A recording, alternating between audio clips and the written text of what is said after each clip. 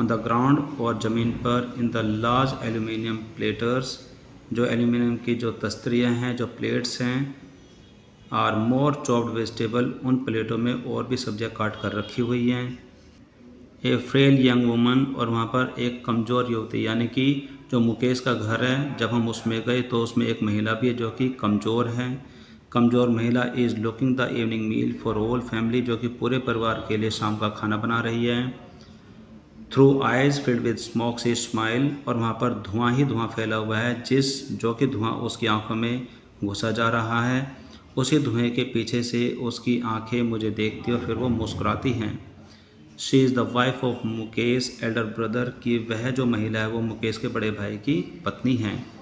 Not much elder in years, वो उम्र में ज़्यादा बड़ी नहीं हैं।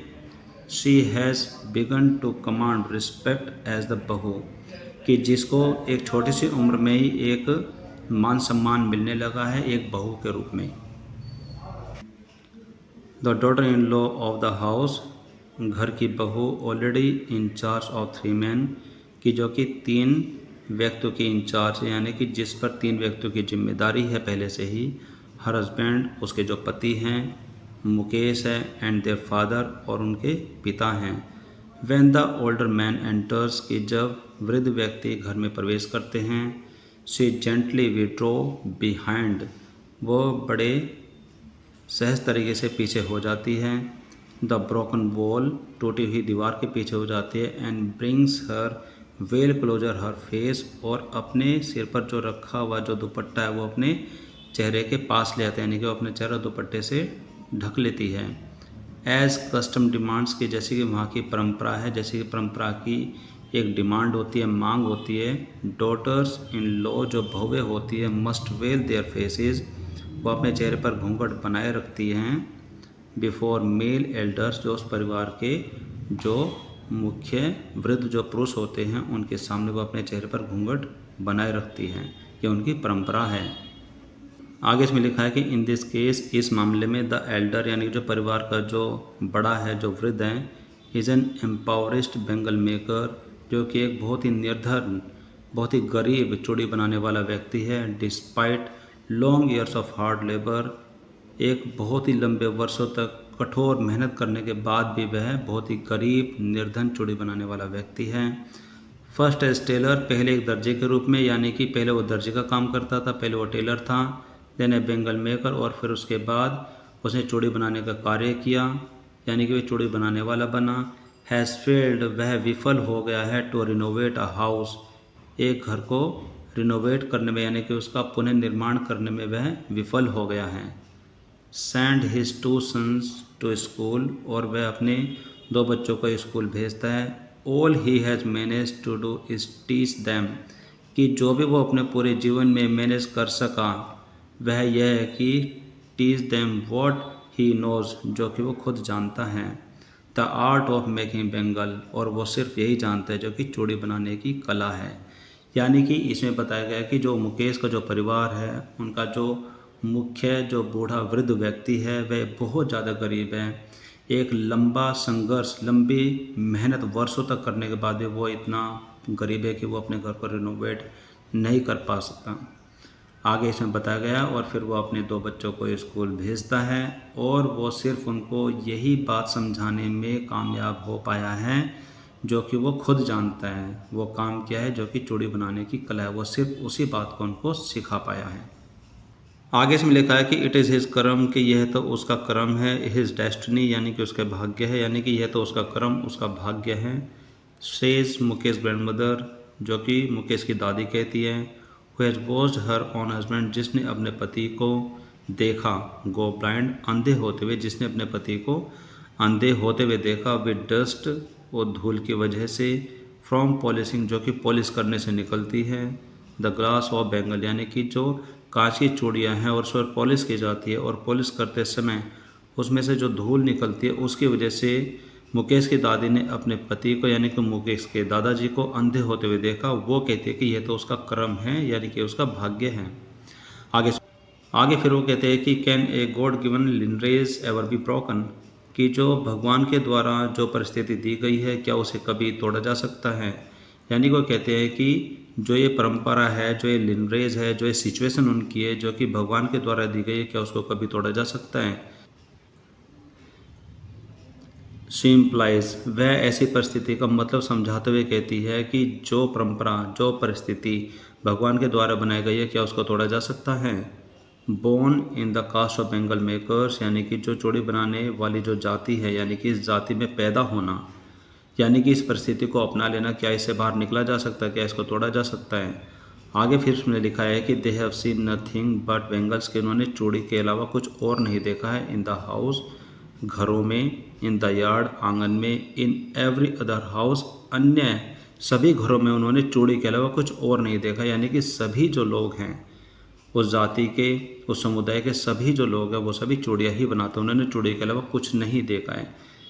एवरी अदर यार्ड, हर अन्य किसी आंगन में, एवरी स्ट्रीट, गली में, इन फिरोजाबाद, यानी कि फिरोजाबाद के हर आंगन, हर गली में, हर घर में उन्होंने सिर्फ चूड़ियाँ ही चूड़ियाँ देखी। यानी कि सभी लोग वहाँ के चूड़ियाँ ही बनाते हैं, उन्होंने चूड़ियों के अलावा कुछ भी नहीं देखा है। आगे इसमें लिखा है कि स्पैरल्स ऑफ बेंगल्स, यानी कि चूड़ियों के गुच्छे, यानी कि चूड़ियों के जो लच्छे हैं उसमें हर प्रकार के, हर कलर की चूड़ियाँ शामिल होती हैं, जैसे sunny gold, paddy green, royal blue, pink, purple, every colour born out of the 7 colours of the rainbow. और इंद्रधनुष में पाए जाने वाले जो सभी 7 रंग हैं, वो 7 रंग के जो चूड़ियाँ, यानी कि हर तरीके के जो रंग हैं उनसे बनी हुई सारी जो चूड़ियाँ हैं, लाई इन द माउंड, ढेरों पड़ी रहती है, इन अनकेम्प्ट यार्ड, पूरे अस्त व्यस्त आंगन में, यानी कि वहाँ पर और भी कार्य चलते हैं, पूरा बिजी जो उसमें आंगन होता है उसमें वो ढेरों पड़ी रहती है। और पैल्ट जो कि लादी जाती है, पूरा ढेर लगा करके लादी जाती है, ऑन 4 व्हील्ड हैंडक्राफ्ट, जो कि 4 पहियों की एक हाथ गाड़ी होती है जिसको हाथों से धकाया जाता है, जिसमें कोई मोटर व्हीकल वगैरह कुछ भी नहीं है। पोस्ट बाय यंग मैन, जो कि जवान जो नवयुवक होते हैं उनके द्वारा धकेली जाती है। अलोंग द नैरो लेंस, जो तंग जो गलियां हैं उनसे लेकर के उसको ले जाया जाता है, of the centre town. And in the dark hutment, और अंधेरी झोपड़पट्टियों के अंदर, next to lines of flame of flickering oil lamps, और वहाँ पर जो तेल के जो दिए चलते हैं उनकी जो लो है, उस तेल के दिए के लो के पास, नेक्स्ट टू लाइन्स, यानी कि जो तेल के दिए हैं उसके पास में लाइन बना करके, सेट बॉयज़ एंड गर्ल्स, जहाँ पर लड़के और लड़कियाँ बैठे रहते हैं, वे देयर फादर्स एंड मदर, अपने माता पिताओं के साथ, welding pieces of coloured glass into circle of bangles, कि वहाँ पर जो कांच के जो सर्कल होते हैं उनको जोड़ने के लिए वहाँ पर लाइन बना करके बैठे रहते हैं। जो छोटे छोटे जो दीपक होते हैं, तेल के जो दीपक होते हैं, उनकी लो के चारों तरफ लड़के लड़के अपने माता पिता के साथ बैठे रहते हैं, जिससे कि वो जो कांच की जो चूड़ियाँ हैं उनके टुकड़ों को वेल्ड कर सके, आपस में जोड़ कर सके। और आगे इसमें बताया गया है कि देयर आइज़, उनकी जो आँखें हैं, आर मोर एडजस्टेड, और बहुत ज़्यादा संयोजित हो जाती है, यानी कि वह एडजस्ट हो जाती हैं, टू द डार्क, यानी कि अंधेरे में काम करने के लिए उनकी आँखें एडजस्ट हो जाती हैं, then to the light outside, कि बाहर के उजाले की बजाय, यानी कि बाहर के उजाले की तुलना में अंधेरे में काम करने के लिए उनकी आँखें ज़्यादा कंफर्टेबल फील करती है, ज़्यादा एडजस्टेड हो जाती है। दैट्स वाई, और इसी वजह से they often end up losing their eyesight before they become adult, और इसी कारण की वजह से आमतौर पर they end up losing their eyesight, और इसी कारण वो बड़े होने से पहले, बिफोर दे बिकम अडल्ट, यानी कि वयस्क होने से पहले ही अपनी आंखों की रोशनी खो देते हैं। आगे इसमें लिखा है कि सविता अ यंग गर्ल, की सविता नाम की एक छोटी बच्ची, इन्हें ड्रेप पिंक ड्रेस, जो कि पिंक कलर की बहुत ही भद्दी ड्रेस पहने हुए हैं, sits alongside an elderly woman, एक बूढ़ी औरत के समीप बैठी हुई है, soldering pieces of glass, glass के टुकड़ों को जोड़ रही है, एज, क्योंकि her hands move mechanically like the tongue of machine, कि उसके हाथ बड़ी जल्दी जल्दी एक यंत्र की तरह काम कर रहे हैं, जैसे कोई एक मशीन हो। अब आगे इसमें लेखिका कहती है कि आई वंडर, यानी कि मुझे बड़ी हैरानी होती है, if she knows the sanctity of the bangles, यानी कि क्या वह उन चूड़ियों की पवित्रता को जानती है। यहाँ पर सैंक्टिटी ऑफ द बेंगल्स को मतलब चूड़ियों की पवित्रता। क्या वह छोटी बच्ची जो कि चूड़ियों के टुकड़ों को जोड़ रही है, कांच के टुकड़ों को जोड़ रही है, तो क्या वह इन चूड़ियों की पवित्रता को जानती है। शी हेल्प्स मेक, जिनको वो बनाने में सहायता करती है। It is symbolises an Indian woman सुहाग, की जो ये चूड़ियाँ हैं ये भारतीय नारी के सुहाग की एक निशानी है, एक प्रतीक है। ऑस्पिशियसनेस इन द मैरिज, जो कि शादी में उसके सुहाग की निशानी का एक प्रतीक बनती है। It will down on her suddenly one day, अब ये बात उसको अचानक एक दिन समझ में आएगी। वन डे, वह वो दिन होगा, वैन, जब, हर head is draped with red well, कि जब उसके सिर को एक लाल घूंघट से ढक दिया जाएगा। Her hands dyed red with henna, और उसके हाथों के मेहंदी से रचाया जाएगा। And red bangles rolled onto her wrist, और उसके कलाइयों पर लाल रंग की चूड़ी पहना दी जाएगी। ये बात उसको जब समझ में आएगी कि जो ये चूड़ियाँ हैं उसकी पवित्रता और उसका महत्व क्या है। She will then become a bride, और उस दिन वह एक दुल्हन बनेगी। Like the old woman beside her, जो कि महिला उसके बगल में बैठे उसकी तरह वह भी एक दुल्हन बनेगी। हु बिकेम वन, जो कि एक बार दुल्हन बनी थी। मैनी ईयर्स एगो, बहुत सालों पहले। She still has bangles on her wrist, जिसके हाथों में अभी भी चूड़ी हैं। But no light in her eyes, लेकिन उसकी आंखों में कोई रोशनी नहीं है, कोई चमक नहीं है। लिखा है कि एक वक्त शेर भर खाना भी नहीं खाया, यानी कि इस सेंटेंस से आपको उनकी गरीबी का पूरा पूरा अंदाज़ा हो जाता है। यानी कि ये बताया गया है कि जो वो छोटी बच्ची है वह उन चूड़ियों को बनाने में सहायता तो कर रही है, लेकिन उसको उनकी पवित्रता का अंदाज़ा नहीं है। लेकिन उसको उसका अंदाज़ा, यानी कि उसके बारे में पता जब चलेगा जब वह खुद दुल्हन बना दी जाएगी, जो उस महिला की तरह होगी जो कि उसके बगल में बैठी है। वो कहती है कि एक वक्त शेर भर खाना भी नहीं खाया, यानी कि इससे हमें पता चलता है कि उन लोगों में इतनी ज़्यादा गरीबी है कि वो अच्छे से खाना भी नहीं खा पाते हैं। शी सेज, वह कहती है, in a voice drained of joy, यानी कि एक ऐसी आवाज़ में वह इस बात को कहती है कि उस आवाज़ में हर तरीके का जो आनंद है वो समाप्त हो चुका है और वो सिर्फ एक नीरस आवाज़ ही बन करके रह गई है। उस नीरस आवाज़ में वो कहती है कि एक वक्त शेर भर खाना भी नहीं खाया। वो अपनी गरीबी को जताते हुए कहती है। आगे आप इसमें पढ़ते हैं कि she has not enjoyed even one full meal in her entire life time, कि उसने पूरे जीवन भर में कभी भी कोई ऐसा समय नहीं आया कि जब उसने कभी पेट भर खाना खाया हो।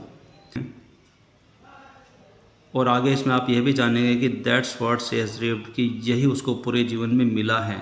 यानी उसे पूरे दिन कठोर मेहनत करने के बाद भी कभी भी ऐसा कोई समय नहीं आया कि उसने एक वक्त भरपेट खाना खाया हो, और उसको यही मिला है। हर हस्बैंड, उसके जो पति हैं, एन ओल्ड मैन, जो कि एक बूढ़े व्यक्ति हैं, विद ए फ्लोइंग बियर्ड, जो कि लहराती दाढ़ी के साथ, यानी कि उनके जो पति है, यानी कि जो वृद्ध महिला है उनके जो पति हैं जिनकी एक लंबी सी लहराती हुई दाढ़ी है। सेज, वह कहते हैं कि I know nothing accept bangle, की मैं चूड़ियों के अलावा कुछ भी नहीं जानता हूँ, मुझे सिर्फ चूड़ियाँ बनाना ही आता है, वो ये कहना चाहते हैं। आगे इसमें लिखा है कि all I have done is make a home for the family to live in, मैंने अपने पूरे जीवन में सिर्फ एक ही काम किया है जो कि एक घर बनाने का कार्य है परिवार के लिए, टू लिव इन, जिसमें हम रहते हैं। यानी कि वो कहता है कि मैंने पूरी ज़िंदगी में चूड़ियों के अलावा कुछ भी कार्य नहीं किया, चूड़ियों का ही कार्य मैंने किया, इसके अलावा मैं कुछ भी नहीं जानता, और पूरे जीवन में मैंने परिवार के लिए सिर्फ एक घर बनाया है जिसमें हम रहते हैं। आगे इसमें लिखा है कि हियरिंग हिम, उसकी बातों को सुनकर के वन वंडर्स, हर एक को हैरानी होती है, if he has achieved what many have failed in their life time, कि इतनी हैरानी होती है कि क्या उसने वो सब प्राप्त कर लिया है जिसको प्राप्त करने में बहुत सारे लोग फेल हो गए हैं अपने पूरे जीवन में। आगे इसमें लिखा है कि he has a roof over his head, कि उसके सिर पर एक छत है जो कि उसकी अपनी बनाई हुई छत है।